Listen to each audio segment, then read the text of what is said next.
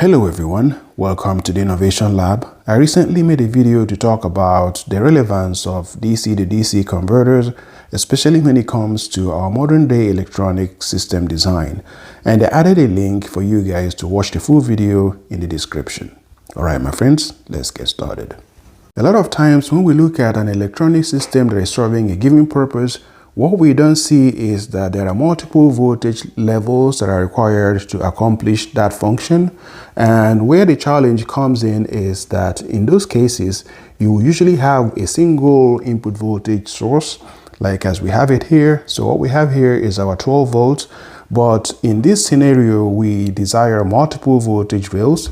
So we need a 48 volt rail here, and we need a 24 volt rail here, and we need a 9 volt rail here. And here, this one we tune to give us about 5 volts.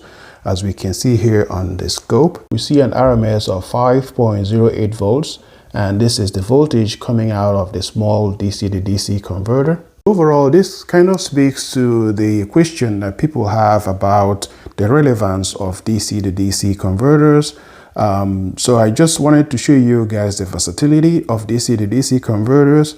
They serve a very unique purpose that if we didn't have this, the function that they provided, the modern electronics that we have today would never have been possible. Also, to break this down functionally, so going back down here to the small converter, so this is something you can use to drive like an Arduino board or a control board that takes about 5 volts or maybe lower.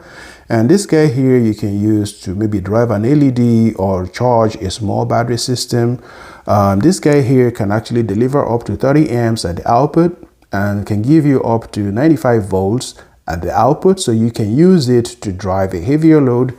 Meanwhile, this guy can also do the same. This guy can go up to, I believe, 120 volts DC at the output. So as you guys can see, you have 12 volts coming in. Having DC to DC converters gives you a wide range of options of things you can do to implement your system.